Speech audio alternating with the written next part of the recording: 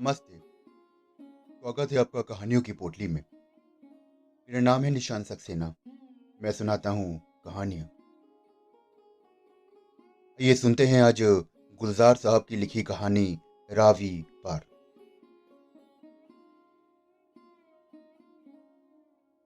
पता नहीं दर्शन सिंह क्यों पागल नहीं हो गया। बाप घर पे मर गया और माँ उसे बच्चे कुचे गुरुद्वारे में खो गई। और शाहनी ने एक साथ दो बच्चे जन्म दिए। दो बेटे, वो भी जुड़वा। उसे समझ में नहीं आता था कि वो हंसे या रोए। इस हाथ ले और इस हाथ दे का सौदा किया था किस्मत ने। सुनते थे आजादी आ चुकी है या आ रही है। टूडर मल कब पहुंचेगी ये पता नहीं चलता था। हिंदू सिख सब छुपते छुपते गुरुद्वारे में जमा हो रहे थे। कहानी दिन रात डर से कराती रहती थी। आखिरी दिन थे जचकी के और पहली पहली औलाद।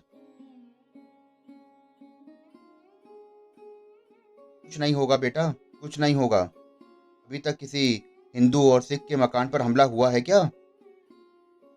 पर गुरुद्वारे पर तो हुआ है ना बाप जी। दो बार आग लग चुकी है। और तुम लोग भी तो वहीं जाकर जमा होना चाहते हो। इस बात पर दर्शन सिंह चुप हो जाता। पर जिसे देखो वही इस घर को छोड़कर गुरुद्वारे में जमा हो रहा था।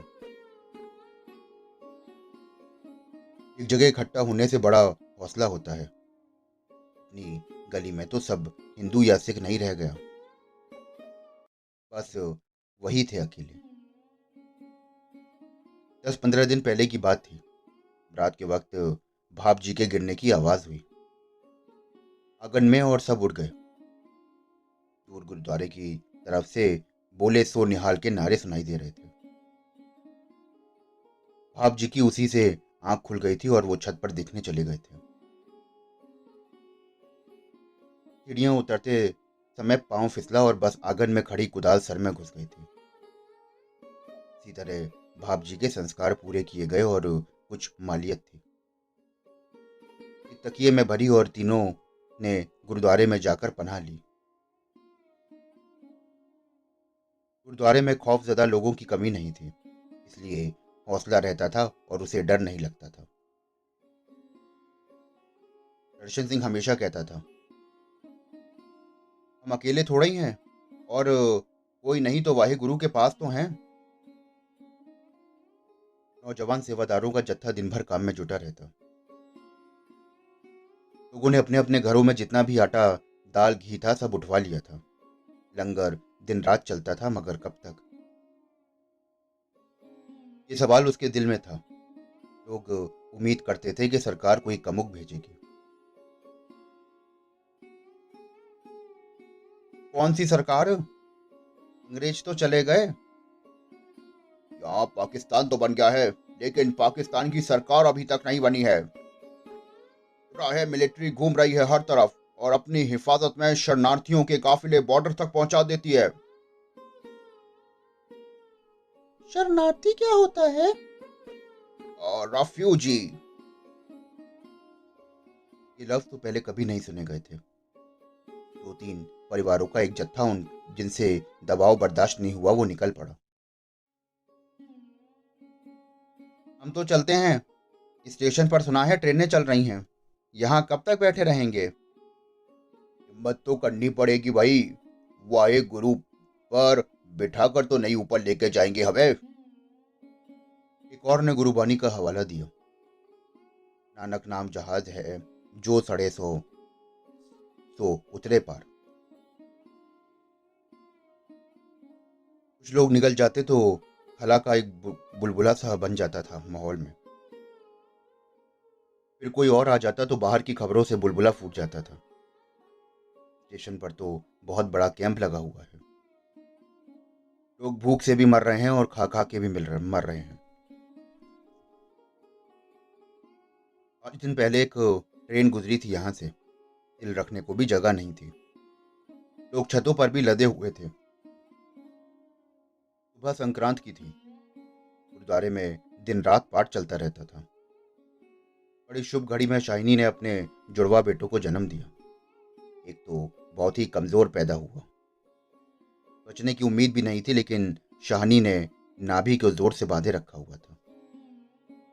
उसी रात किसी ने कह दिया कि स्पेशल ट्रेन आई है जो रिफ्यूजियों को लेने के लिए, निकल चलो। बड़ा सा हुजूम रवाना हो गया गुरुद्वारे से। दर्शन सिंह भी और शानी कमजोर थी, लेकिन बेटों के सहारे चलने को तैयार हो गई। मां ने हिलने से इनकार कर दिया। मैं आ जाऊंगी बेटा, अगले किसी काफिले के साथ आ जाऊंगी। तू बहू और मेरे पोतों को संभाल के निकल जा। दर्शन सिंह ने बहुत जिद की तो ग्रंथी ने समझाया कि सेवादारों की हिम्मत से वो रुकी रहेंगी यहाँ पर।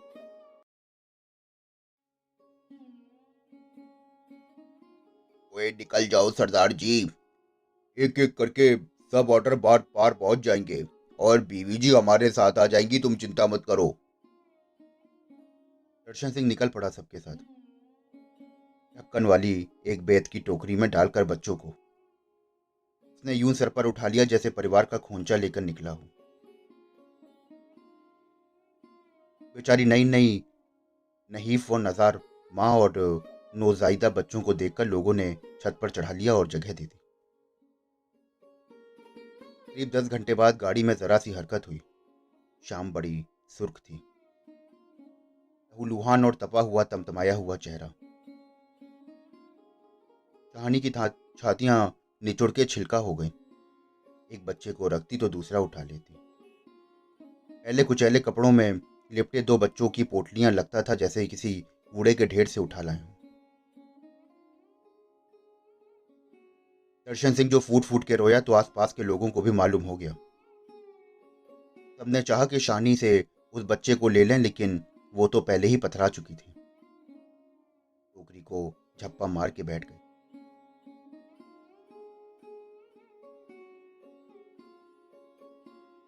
नहीं, भाई के बगैर दूसरा दूध नहीं पीता। बहुत कोशिश के बावजूद शाहानी ने टोकरी नहीं छोड़ी। ट्रेन 10 बार रुकी और 10 बार चली।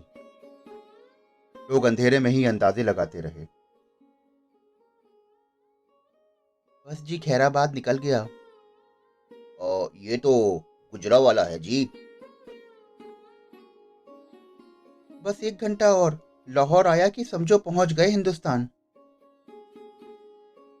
जोश में लोग नारे भी लगाने लगते थे। हर हर महादेव, जो बोले सो निहाल। गाड़ी एक पुल पर चढ़ी तो लहर सी दौड़ गई। रावी आ गया जी। रावी है, लाहौर आ गया है। शोर में किसी ने दर्शन सिंह के कान में फुसफुसा कर कहा, सरदार जी, बच्चे को यहीं फेंक दो, रावी में उसका कल्याण हो जाएगा। उस पार ले जाकर क्या करोगे? दर्शन सिंह ने धीरे से टोकरी दूर खिसका दी और फिर यकलख्त ही पोटली उठाई और वाहे गुरु कहकर रावी में फेंक दी। अंधेरे में हल्की सी एक आवाज सुनाई दी और वो किसी बच्चे की थी। दर्शन सिंह ने घबरा कर देखा तो शाहनी की तरफ। मुर्दा बच्चा शाहनी की छाती से लिपटा हुआ था।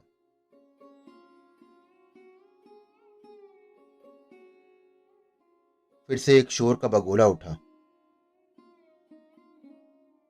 वाघा वाघा, हिंदुस्तान जिंदाबाद।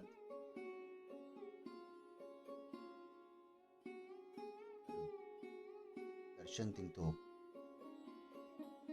खामोश था।